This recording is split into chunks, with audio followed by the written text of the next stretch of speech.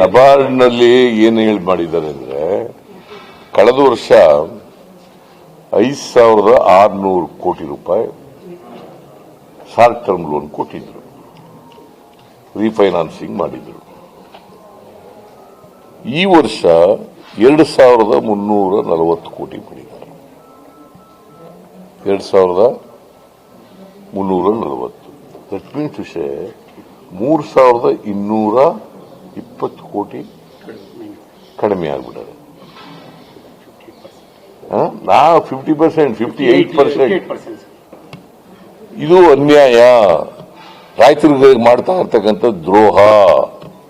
ಯಾಕಂದ್ರೆ ನಬಾರ್ಡ್ನವರು ನಮಗೆ ಫ್ರೀಯಾಗಿ ಏನು ಕೊಡಲ್ಲ, 4% ರೇಟ್ನಲ್ಲಿ ಕೊಡ್ತಾರೆ, ಇಂಟ್ರೆಸ್ಟ್ ಕಮ್ಮಿ ರೇಟ್ನಲ್ಲಿ ಕೊಡ್ತಾರೆ. ಗೊತ್ತಾಯ್ತಾ? ನೀವು 5 ವರ್ಷದಿಂದ ಸರ್ವಿ ತಗೊಂಡು ನೋಡಿ ಅಂಕಿಅಂಶಗಳನ್ನ. 5,000 ಕೋಟಿ ಮೇಲೆ ಇರೋದು, 5,000 ಕೋಟಿ ಮೇಲೆ ಇರೋದು ಯಾವಾಗಲೂ. ಮತ್ತೆ ಯಾವಾಗಲೂ ಪ್ಲಸ್ ಆಗ್ತದೆ ಹೊರತು ಮೈನಸ್ ಆಗಲ್ಲ. ಈ ಸಾರಿ 58% ಮೈನಸ್.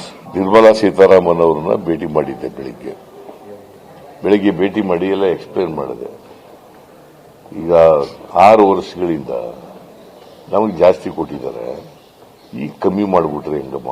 ನಾವು ನೋಡಿ 5 ಲಕ್ಷದವರೆಗೆ ಫ್ರೀ ಆಫ್ ಬಡ್ಡಿ ರಹಿತವಾಗಿ ಕೊಡ್ತೀವಿ ರೈತರಿಗೆ. ಎಷ್ಟು? 4% ಕೊಡೋರು ಯಾರು? ನಮ್ಮ ಸರ್ಕಾರ. ಆಮೇಲೆ medium term and long term loan 5 ಲಕ್ಷದಿಂದ 15 ಲಕ್ಷದವರೆಗೆ 3% ಕೊಡ್ತೀವಿ. ಮೋರ್ ದೆನ್ 1,200 crores ನಾವು ಇಂಟ್ರೆಸ್ಟ್ ಕೊಡ್ತೀವಿ. ಇಂಟ್ರೆಸ್ಟ್ ಅನ್ನು ನಾವು ಭರಿಸ್ತೇವೆ. ಈಗ ನಬಾರ್ಡ್ನವರು ಕಮ್ಮಿ ಮಾಡಿಬಿಟ್ಟಿರೋದ್ರಿಂದ you have to go to banks, commercial ಬ್ಯಾಂಕ್ಸ್ಗೆ ಹೋಗ್ಬೇಕಾಗುತ್ತೆ. ಕಮರ್ಷಿಯಲ್ ಬ್ಯಾಂಕ್ಸ್ನಲ್ಲಿ ಎಷ್ಟು ಬಡ್ಡಿ ಹಾಕ್ತಾರೆ?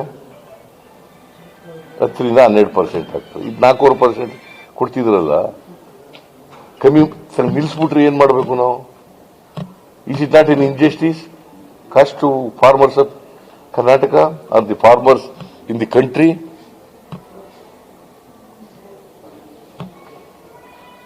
This is what happening.